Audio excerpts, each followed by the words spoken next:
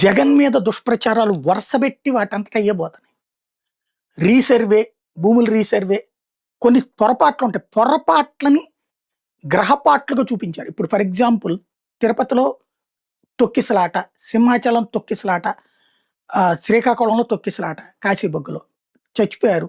దాదాపు 20 మందో 30 మందో 3 చోట్ల కలిపేసేసి. అది ఎలా ప్రొజెక్ట్ చేశారు? అక్కడ పొరపాటు జరిగింది అంతే. ప్రభుత్వానికి ఏం సంబంధం లేదు. Yes correct. ప్రభుత్వం చంద్రబాబు నాయుడు గారు తొక్కేసుకోమంటారా?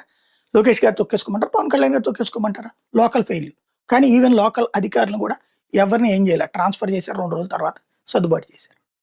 అదే జగన్ టైంలో వచ్చేటప్పటికి ఇదే జరుగుంటే ఎంత రచ్చ ఉండేది.